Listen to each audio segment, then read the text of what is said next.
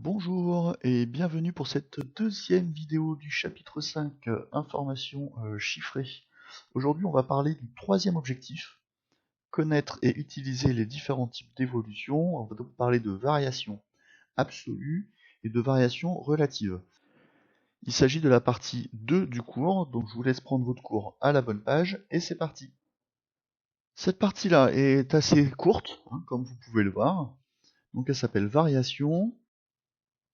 Et je vous ai laissé ici un peu d'espace parce qu'on va faire un schéma. Et on a ici un exemple. Alors, avant de faire l'exemple, on va juste regarder rapidement cette définition. On vous dit on parle d'évolution d'un nombre lorsque sa valeur de départ, que j'ai notée VD, donc valeur de départ, je l'appelle VD, change pour atteindre la valeur d'arrivée VA, tout simplement. Donc c'est-à-dire que je pars d'une valeur, voilà, je la note V indice D comme valeur de départ, je ne me suis pas cassé la tête. Cette valeur-là va changer, elle va augmenter, elle va diminuer, éventuellement elle pourrait être constante, mais en tout cas il va y avoir une évolution entre VD et VA. Et la question qu'on se pose, c'est comment étudier cette évolution-là, et notamment il y a deux possibilités. On peut regarder la variation absolue, ou bien la variation relative entre la valeur de départ et la valeur d'arrivée. Alors, qu'est-ce que ça veut dire? Prenons l'exemple. Avant de compléter ici les deux formules, on va prendre l'exemple ici. On veut comparer les évolutions en Essonne et en France. Donc en Essonne, en 1990, il y avait 1 84 824 habitants. En 2010, on avait 1 215 340 habitants. Donc on voit qu'il y a eu une augmentation en Essonne du nombre d'habitants. En France, en 90, il y avait 58 millions d'habitants, à peu près, et en 2010, on avait 64 612 940 habitants. Donc en France aussi, il y a eu une augmentation. Donc si on veut comparer les deux évolutions, si on se contente de dire que en Essonne ça a augmenté et en France ça a augmenté, bon, on n'est pas beaucoup avancé. Donc ce qu'on pourrait se dire par exemple, c'est de combien d'habitants ça a augmenté. Donc on pourrait faire le calcul en Essonne de se dire, entre 1990 et 2010, combien est-ce qu'il y a eu d'habitants en plus, puisque ça a augmenté.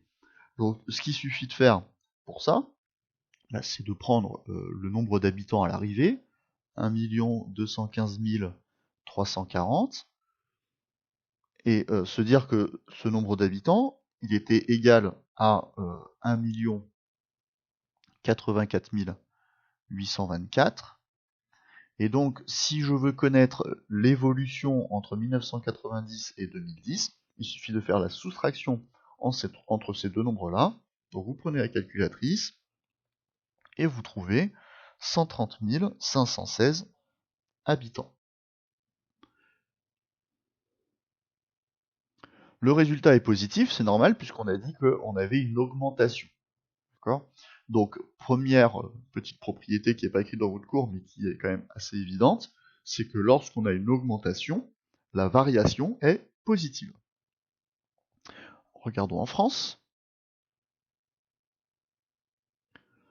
En France, qu'est-ce qui se passe? On est parti de 58 millions d'habitants pour arriver à 64 612 940. Donc, si je fais la soustraction entre la valeur d'arrivée et la valeur de départ, je vais trouver de combien ma population a augmenté. D'accord? Donc vous prenez votre calculatrice, vous tapez 64 612 940, vous enlevez 58 040 660, et vous trouvez comme résultat 6 500, 6 572 000, j'essaye de recopier ce qui est écrit sur ma calculatrice sans me tromper, 280. Puisque là, les calculs sont pas compliqués, mais le gros piège dans lequel vous pourriez tomber, c'est simplement de faire des erreurs de manipulation à la calculatrice et oublier un chiffre ou transformer un chiffre, etc. Alors là encore, on trouve une valeur positive, ce qui est normal, puisqu'on a dit qu'en France, la population avait augmenté. Donc, maintenant, on est un peu plus précis, on peut dire qu'en Essonne, la population a augmenté, et il y a eu, en l'espace de 20 ans, 130 000 habitants supplémentaires. En France, il y a eu 6 572 000 habitants, 280, 6 572 280 habitants en plus par rapport entre 1990 et 2010. Donc ça, c'est ce qu'on appelle la variation absolue. C'est-à-dire qu'on regarde simplement combien d'habitants il y a eu en plus ou en moins. Voilà, donc les variations absolues, je mets un S parce qu'on en a calculé deux. Donc la variation absolue ici dans votre cours, c'est simplement la valeur d'arrivée moins la valeur de départ. Voilà. Donc c'est dans l'absolu, j'ai un nombre d'habitants ici, combien j'ai eu d'habitants en plus ou en moins. Voilà. S'il y a une augmentation de nombre d'habitants, la différence est positive. Si il y a une diminution du nombre d'habitants, la différence est négative. D'accord ? Donc ça, vous pouvez le faire avec tout. Si vous avez quelque chose qui coûte 50 euros, puis plus tard ça coûte 60 euros, vous avez donc une variation absolue de plus 10 euros. D'accord ? Si vous avez, je ne sais pas moi, quelque chose, je vais reprendre avec de l'argent qui coûte 100 euros et qui diminue à 70 euros, bah, cette fois-ci vous avez une variation absolue de moins 30 euros. Bon, sauf que ces variations absolues, est-ce qu'elles ont vraiment du sens? On se doute bien que si on compare l'évolution de la population dans le département de l'Essonne et l'évolution de la population en France, forcément il va y avoir une plus grosse variation en France qu'en Essonne. De la même façon, si je compare l'évolution de la population mondiale entre 1990 et 2010, ça va être une variation beaucoup plus grande que l'évolution en France. Donc c'est difficile de comparer vraiment l'augmentation de population en Essonne et en France.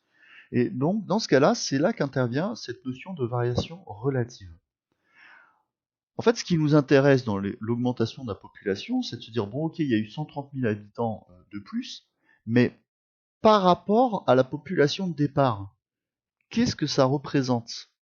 Et en fait, c'est ce par rapport à la population de départ qui est intéressante. C'est-à-dire qu'en Essonne, on a eu 130 516 habitants en plus, mais par rapport à une population de départ qui était de 1 84 824. C'est-à-dire qu'en gros, vous devez reconnaître cette formule-là, on calcule la proportion entre l'écart de population par rapport à la population initiale. Donc si vous calculez cette proportion-là, que vous prenez votre calculatrice, vous tapez 130 516 divisé par 1 84 824 et vous trouvez à peu près, je vais vous mettre les valeurs rapprochées, 0,1203. D'accord? Donc vérifiez à la calculatrice que vous trouvez bien la même chose que moi. Et ça, bon, ça fait à peu près 12,03%.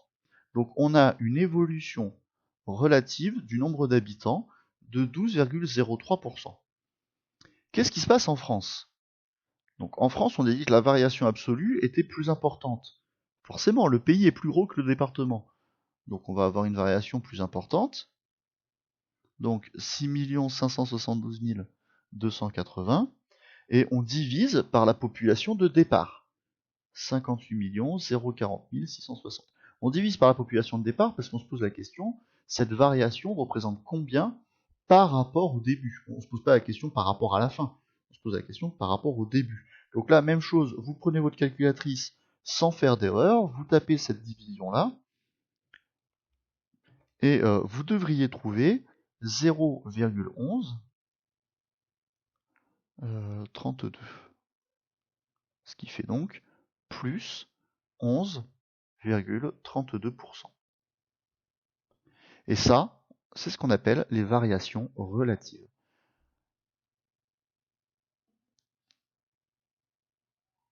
Et les variations relatives n'ont pas d'unité. Ici, l'unité, c'était le nombre d'habitants. D'accord? Il y avait une augmentation de 130 000 habitants, une augmentation de 6 millions d'habitants. Ici, c'est un nombre d'habitants divisé par un nombre d'habitants, donc il n'y a pas d'unité. Et c'est ça l'intérêt, c'est que les deux n'ayant pas d'unité, on va vraiment pouvoir les comparer. Donc ici, le fait de les comparer, ça n'avait pas trop de sens, puisque la France étant beaucoup plus grosse que l'Essonne, c'était difficile de dire ah bah oui, bah en France il y a eu beaucoup plus d'augmentation que dans l'Essonne. Ah oui, il y a eu beaucoup plus d'habitants supplémentaires en France qu'en Essonne, mais qu'est-ce que ça représente relativement à la taille de chacun. Relativement à la taille de chacun, on se rend compte que finalement, dans l'Essonne, l'augmentation de la population a été légèrement supérieure qu'en France. Donc, dans l'absolu, c'est en France que l'augmentation a été supérieure, mais en fait, relativement aux populations de départ, c'est en réalité dans l'Essonne que la population a été la plus forte. Et donc, quelle est la formule qu'il faut retenir ici? Vous voyez qu'on a à chaque fois utilisé la variation absolue et on a divisé par la valeur de départ. Donc, en gros, ici, la variation relative, c'est la valeur d'arrivée moins la valeur de départ, tout ça divisé par la valeur de départ. Alors, vous faites très attention, pour les deux calculs, c'est absolument nécessaire de conserver l'ordre, puisque vous avez une soustraction et une division, vous ne pouvez pas soustraire dans l'ordre que vous voulez, et vous ne pouvez pas diviser comme vous voulez. Donc c'est toujours la valeur d'arrivée moins la valeur de départ, et ensuite pour calculer la variation relative, on divise toujours par la valeur de départ. Voilà, ces deux petites formules-là à retenir, elles sont pas bien compliquées, mais ça vous permettra justement de comparer des évolutions entre deux valeurs. Voilà. Donc en Essonne, j'ai une certaine valeur, une certaine variation. En France, j'ai une certaine variation. La variation absolue nous permet de savoir dans les deux cas de combien ça augmente d'habitants, mais la variation relative nous permet vraiment de comparer les deux variations. Voilà. Donc je vais vous proposer de faire un exercice dans le livre, juste pour voir si vous avez bien compris comment calculer les deux types de variations. Alors je vous ai dit un exercice, vous allez en faire deux. Ils sont pas très longs là encore, hein. Donc ça va être l'exercice 26 et l'exercice 27 de la page 259. Là encore, prenez le temps de les faire, on les corrigera en classe. Posez-moi des questions en commentaire de cette vidéo ou envoyez-moi des messages par mail sur Pronote si vous n'avez pas compris, mais il est essentiel que vous me posiez les questions si vous ne comprenez pas. Sinon, quand vous allez revenir en cours, je vais supposer que vous avez tout compris et on va pouvoir tout de suite attaquer les exercices un peu plus compliqués. D'accord? Donc retenez bien ces formules. Variation absolue, valeur d'arrivée moins valeur de départ. Variation relative, valeur d'arrivée moins valeur de départ. Le tout divisé par la valeur de départ. Faites les exercices, il suffit d'appliquer les formules, vous allez voir, c'est pas bien compliqué. Faites attention quand vous utilisez votre calculatrice à pas écrire n'importe quoi, et tout ira bien. Voilà, c'est terminé pour cette deuxième partie, et on se retrouve bientôt pour la troisième partie du cours. Bon courage à tous, à bientôt.